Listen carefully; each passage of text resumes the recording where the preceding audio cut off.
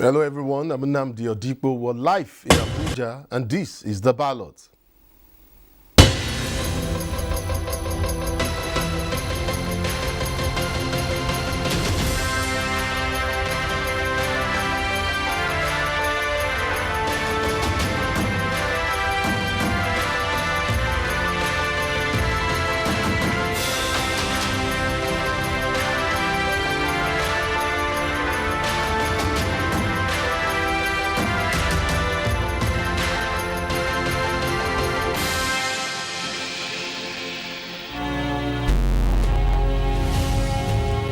Very good evening to you once again, and thanks for joining us tonight. It is the week of the big election, or should I say elections, and that is just to say how important the Presidential National Assembly elections are, and not discountenancing the import of the state elections. Well, this is definitely the week of projections, and so tonight we will be revising the chances, or rather reviewing the chances of a contestant in this weekend's election. We often use the word palpitation to describe when the heart is racing and pounding, and I bet you most contenders in this weekend's election are feeling the pinch. We'll be finding out soon enough if our guest for tonight is already having heart palpitations. But just before then, let's bring you some of our major highlights for tonight. It is also hoped that we could have identified the current pattern and trends of crimes. Reassures Nigerians of safety before, during and after Saturday's election. We must work together. PDP holds strategic meeting ahead of this weekend's national polls. Tonight, we zero down on the FCT and gauge the prospect of an upset in the senatorial race. Well, less than 5 days to the elections, and the presidential candidate of the new Nigerian People's Party, Rabiu Musa Kwakunso, is still on the campaign trail, touching down on the trio states of Taraba, Benue and Kogi with a plea for support. His visit to these states, which, by the way, was part of his interface with traditional institutions, it was an opportunity to advocate a new Nigeria, one which he hopes to engender if given the mandate by Nigerian voters to lead the country. I want to assure you that if we succeed by the grace of God, and we are going to succeed, the traditional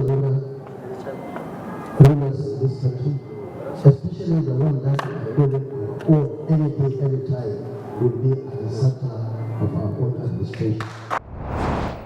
Well, while the PDP presidential candidate may have rounded off his campaign rallies, he definitely hasn't stopped working at ensuring that various structures within his party work in synergy towards the goal of clinching victory in this Saturday's election. The latest is a strategic meeting between the presidential candidate and the party's National Assembly candidate, chairman and director of state campaign management councils. The meeting took place here in Abuja. We must work together to take out the country from its present predicament. I know that we'll win the popular votes. All we need to do is to defend those votes. You are very, very lucky that the president you are going to have is an experienced person who has interacted over the years with the National Assembly for 8 years, so he knows how to work with the National Assembly. Well, it sure looks like the Nigeria police is definitely stomping this election season. Well, not like the political parties or politicians do, but but they are doing enough to make Nigerians understand that they will be clamping down on any election-related violence. The force is already building the capacity of its heads of operation and that of other sister security agencies, with a view to ensuring that officers are adequately prepared for this weekend's polls. Drawing on global best practices, it is also hoped that we could have identified the current pattern and trends of crimes and the internal security threats and devise pathways to mitigating them and stabilizing the security order ahead of the 2023 general elections. Well, now for our main course for tonight. My guest is definitely not a newcomer in the game of politics. And also, she's not a newbie within the corridors of power. Take her for granted at your own peril, and that is me just throwing that out there. She's partly Fulani, partly Yoruba, I heard, partly Igbo as well. That's intriguing, but fully the wife of former secretary to the government of the Federation, Ireti Kingibe. My guest is running for a seat in the Senate to represent the Federal Capital Territory, I beg your pardon, on the platform of the Labour Party. I'd like to welcome Hajia Ireti Kingibe to the ballot. Good to have you here, ma'am. Thank you for having me. Can I do I haven't seen where you're from, and all of the places that we've touched on. Can I do a quick proficiency test of your Yoruba, Igbo, and maybe Hausa speaking skills? Yes, you can try all of them. Ekurole. She dada nisha. Adupe. Kakime. Inokofuba. I know Fuma. Ewo ezioku Nigeria Hausa kadam. So I can. That's all I can say in Hausa. Okay, so bazaka iyakaida niba. Very well. That's nice. So I think it's best I get right into it, and for obvious reasons regarding your state of origin, let's throw up this rather intriguing, provision of sections 318, subsection 1 of the 1999 Constitution, and of course the intricacies of special interests of those born in the soil. That provision talks about the principle of indigenship in the context of ownership of the community, local government, and state. And even though we know that Abuja is the Federal Capital Territory, are you not conflicted between your right as a citizen, with, of course, equal rights as any other indigene or indigene of the FCT for that matter, and that section of the Constitution that also gives some leverage to indigenes? Aside that, morally speaking, doesn't equity trump equality in this case, when you consider years of agitations by indigenous members of the FCT to not only continue to produce their own political representatives from within their own communities, but also to have the same number of representatives at the National Assembly? Well, unfortunately, there's no such thing. The majority will always decide. There's no special position that's been kept for indigents. It's the people who live here who are going to decide who represents them all. As it stands, all the other people, the Yorubas, the Igbos, the Hausas, the Tivs, the Igbera, and everybody, I think Baggies are now maybe stand at between 6 and 9% of the population. So how are you going to marry that for a place that the government created to belong to everybody? And that's the reason that at least some compensation was made. Certain concessions can be given to the sons of the soil. When Lagos was the capital, it didn't stop other Nigerians from participating in the things that happen in Lagos or living there. So you cannot also create an enclave within the capital. It's not possible. But concessions can be made, like a scholarship fund. Part of the reason that we've reached the level of where most Nigerians are now wanting better representation is, number one, education. A lot of the... Isn't that more akin to giving them handouts? What, giving them handouts? I mean, if yes, well, concessions. No, it's affirmative action. I do not want to be represented by a National Assembly member that some of them have great difficulty in reading, that are barely literate. So the productivity and the representation for the whole territory is greatly reduced. So at the end of the day, if you created, say, a concessionary, maybe scholarship fund, and you have to define indigenship, because there's so many people who were born before, who were, unless you say people who were born and lived here before the capital was created. But after that, what stops our children from being any less indigent than the ones that were born there? So in that, there's a conflict in terms of defining who is an indigent. And remember that in this indigenous situation, it's not only Baggies who were here. They have Fulanis who were there before that. They have Bassa, they have Koro, they have Gede, they have Gwandara. They have at least 9 or 10 tribes. So how then do you decide that one tribe out of all these 9 tribes should dominate? And at the end of the day, before they were giving us 2 Baggy people to pick from, Now there's a third option, and you cannot stop the whole country from deciding. They may still decide that the Gbagi is best, but at least they have a say and a choice. So the fast rising and evolving nature of the FCT makes it critical for the issue of quality leadership, or rather quality representation in this instance, to trump any issue of indigenship. I'm sorry, it has to. I came to FCT in 1988 when there were mostly people lived in life camps, and everywhere was sort of bush, so to speak. Bush in quotes mean totally undeveloped. And then now, and at the time when I ran in 2003, there were only approximately 300,000 registered voters. Now there's 1.57 million voters. So, and it's going to keep growing every year. Everybody's interest needs to be represented.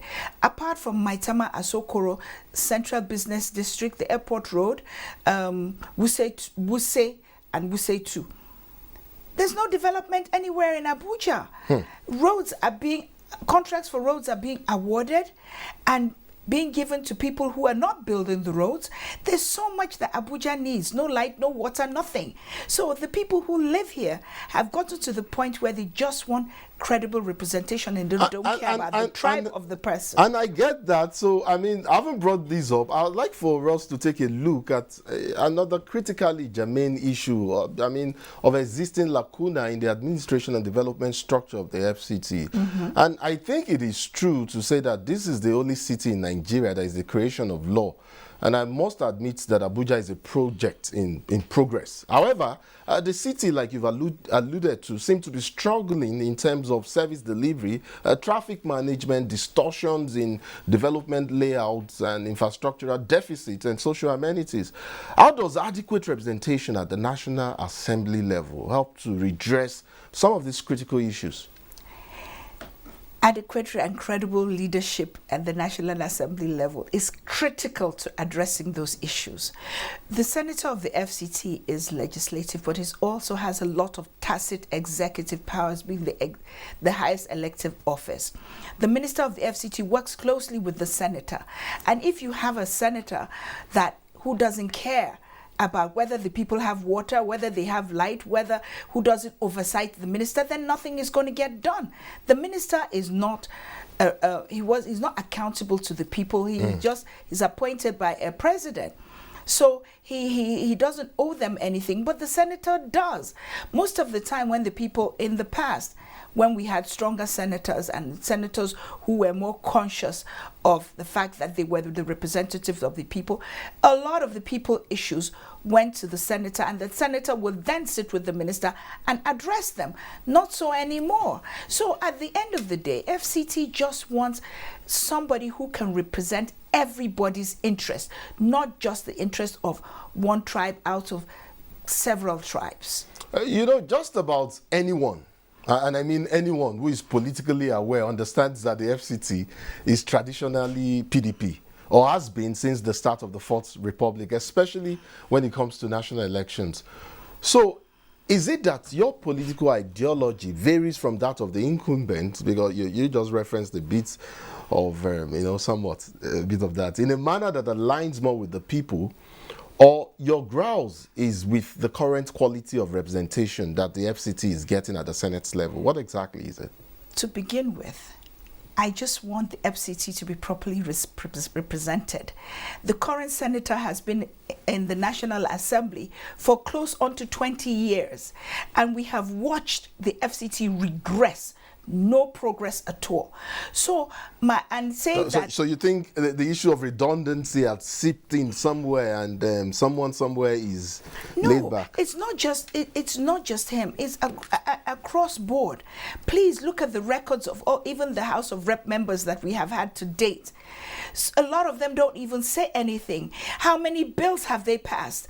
Those are the issues, and some of them are really good people. They just lack the capacity to do much of those things that we're all complaining about.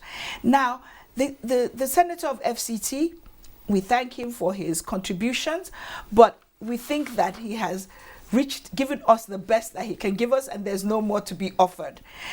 That's number one. Number two, I also think that as you say, my ideals are more aligned with that of the people. We know what the issues are. FCT has 2 budgets, so it's not a question of money. That's why we're not getting things done. It's a question of who is going to do it. Okay. A lot of what is wrong, we don't get any adequate representation. Most of FCT is agrarian. We don't access any of the federal government intervention fund for agriculture. We don't access some of the state funds for education that other states access. We don't access the ones for education. And why don't we access them? Because though FCT is the capital and should be treated like a state, or certain policies have to be written and passed for us to access those funds. Nobody has bothered to write them.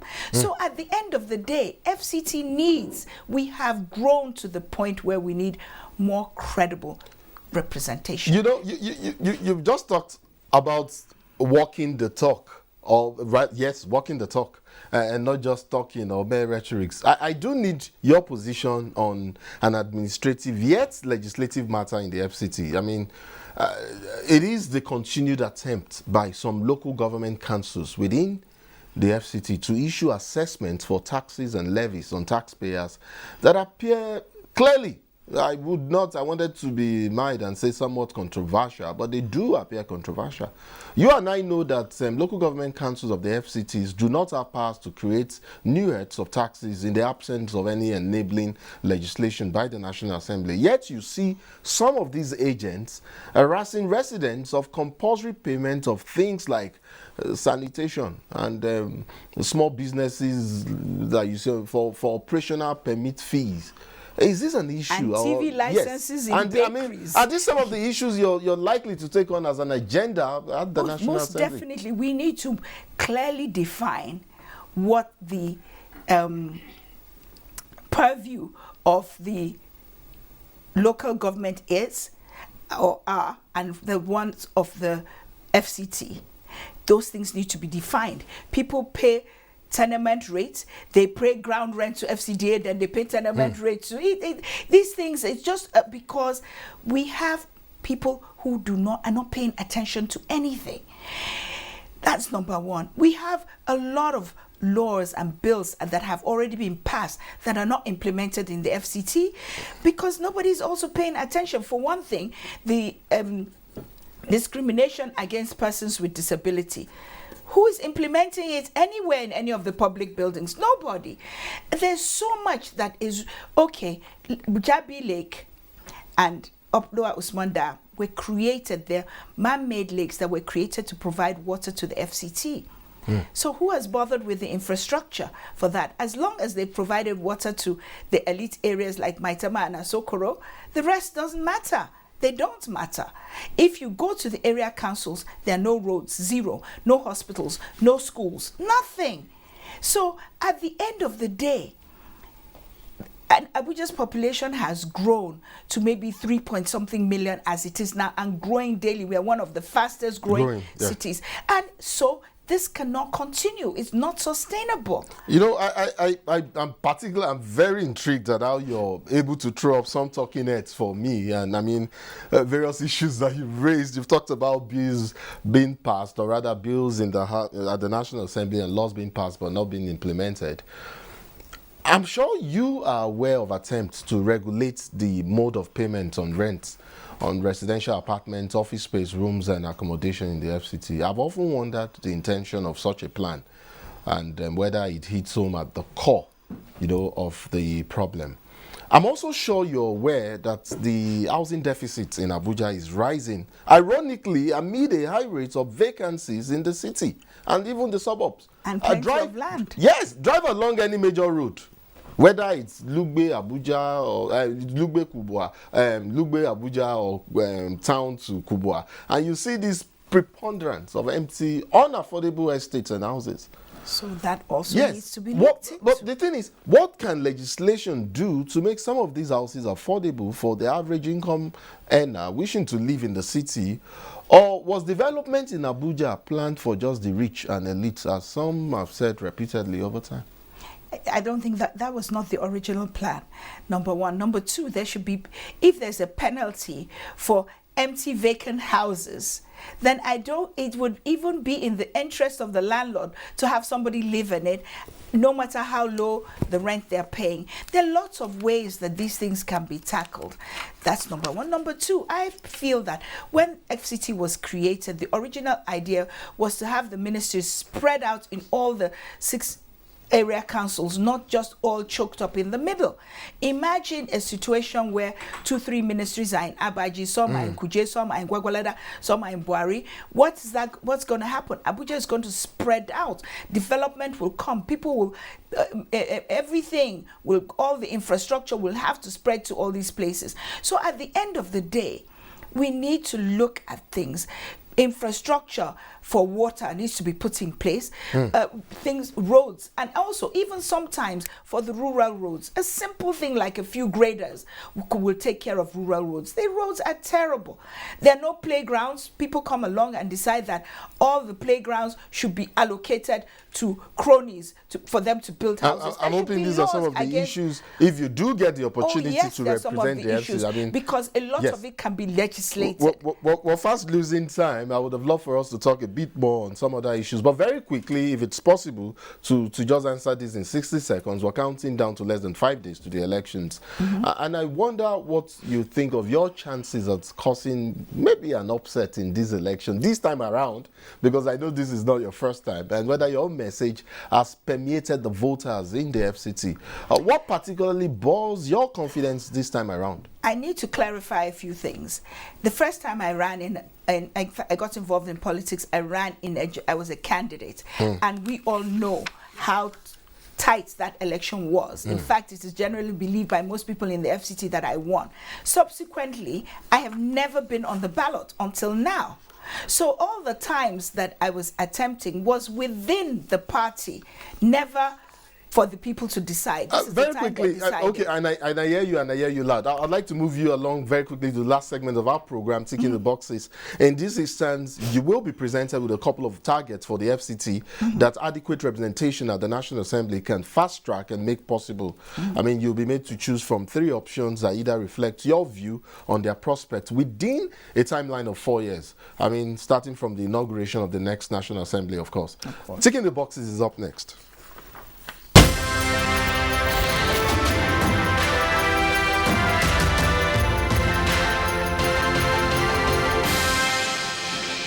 Again, like we do all the time, a quick reminder that the targets in the boxes are mostly public policy issues, and they are gauged within a timeline of 4 years. We'll now begin with the first target on the box: end water scarcity in rural FCT. Do you think this is a target that is realistic within 4 years? Do you think it's unrealistic? Are you undecided on the matter?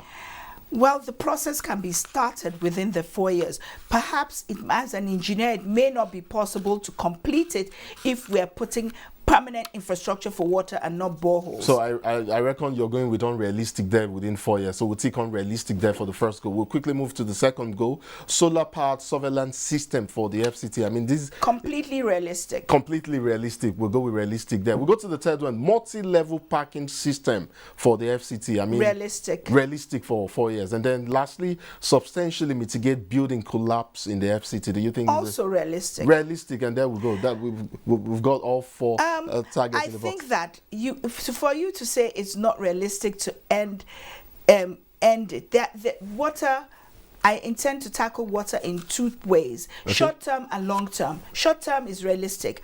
Long-term, no, you would probably need a little bit more. We would like to see how you do that when you eventually get the opportunity. I'd like to thank you so much for tonight, Hajia Ireti Kingibe, Labour Party Senatorial Candidate for the FCT. I'd like to wish you well in your current campaign. And if not for anything, but for the fact that I am a feminist myself, I'd like to say we do need more female voices at the National Assembly. Thank you so much for coming on tonight. Thank you very much for having me. Fantastic. And so it is officially, I think, 4 days in our countdown to election day. I mean, it's ticking. The hours is fast ticking and it's fleeting. And in just a couple of more days, it will be election day.